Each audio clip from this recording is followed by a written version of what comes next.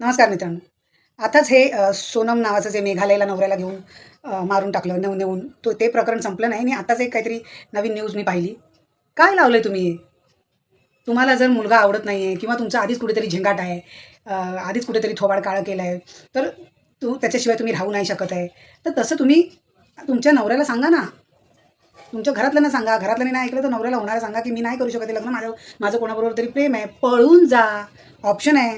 18 वर्षाच्या वरची असेल तर. मग तुम्हाला काय वाटतं का तुम्ही पळून गेला तर तुम्हाला कोणतरी ठार मारणार आहे? नाही ना. मग तुम्ही एखाद्याच्या गरीबाच्या आयुष्याशी का खेळता? त्याच्याशी लग्न करून त्याला मारायचा प्लॅन करून तुम्हाला काय भेटणार आहे?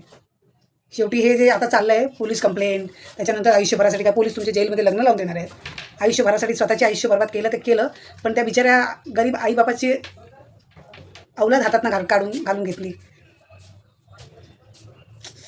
अरे यार, पहिले तर ना या न्यायव्यवस्थेने महिलांना दिलेले जे हे जे अधिकार आहेत ना ते काढून घ्या.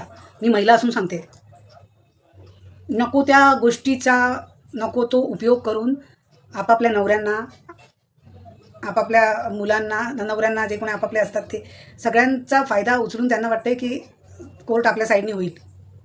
तर ते कायदे अगोदर काढून घ्या, जेणेकरून ह्यांचे पण ह्यांच्या माजोरड्यांचे पण हे धंदे बंद होतील. कारण यांची खात कुठेतरी यांना दुसरीकडे मिटवायची असते आणि बदनाम ह्या करतात नवऱ्यांना.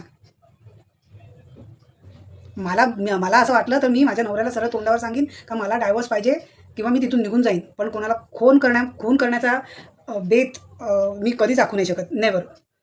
मग तो पैसेवाला मुलगा असू दे, भिकारी असू दे, नाही तर कसाही असू दे.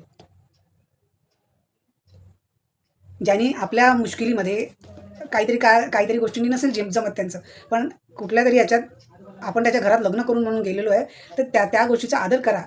आणि तुम्हाला तरी पण नसेल जमत तर त्या गोष्टींना मोकळं होण्यासाठी आपल्याकडे ऑप्शन आहे. जास्त मोठं व्हायला जाऊ नका. क्राईम शेवटी गांडीशी येतो. हे प्रत्येक बाईला माझं सांगणं आहे. आत्ताच सुधरा, नाही तर आपली मारवून घ्यायला तयार राहा. आणि बाकीच्या पुरुषांना पण मला हे सांगायचं आहे. एक कोणतरी वकील आहे जेंट्स, त्यांनी पण व्हिडिओ टाकला आहे. तो भरपूर बायकांच्या अगेन्स्ट व्हिडिओ टाकतो. आणि बाकीचे पण जे म्हणत आहेत की हिने वैष्णवी हगवण्याच्या वेळेला सगळ्या बायका जोरजोरात बोलत होत्या, व्हिडिओ टाकत होत्या. आता या सोनांच्या बाबतीत कोण नाही बोलत आहे. मी बोलले. मी वैष्णवी हगवण्याच्या टायमाला सुद्धा मुलींच्या अगेन्स्टच होते आणि आता ह्या खून करण्याच्या मामल्यामध्ये सुद्धा स्त्रियांच्या अगेन्स्टच बोलते. याचा अर्थ तुम्ही पुरुष धुतल्या तांदळाचे आहात असं होत नाही. हे ज्या गोष्टी ज्या आहेत त्या चुकीच्या आहेत आणि याच्यासाठी कारवाई ही झालीच पाहिजे. आणि मुलींनाही कळलं पाहिजे का तुम्हाला जे करायचं ते स्वतःच्या दमवर करा. आणि स्वतःच्या पायावर जेव्हा तुम्ही शिकून उभ्या राहाल तेव्हा तुम्हाला तुमच्या आईवडिलांना बोलण्याचा सुद्धा अधिकार असतो की माझा याच्यावर प्रेम आहे, ह्याच्याशी लग्न करून द्या. आणि आईवडील करून देणार. आणि जर ते तुमच्या करायचं गाडीत दम नसेल ना, तर गपचूप बसून आईवडील जिथे करून देतील तिथे करायचं आणि सुखी राहायचं. उगाच त्या गरीबाचा जाऊन तिकडे जीव नाही घ्यायचा, नाही तर पळून जायचं. तुमच्याकडे ऑप्शन आहे. बुद्धी काय हागायला जाते काय? तो एखाद्या गरीबाचा पोराचा जीव घेतला तो घेतला आणि त्याच्यावरती आता आयुष्यभर तुम्ही बसा आणि चक्की पिसत.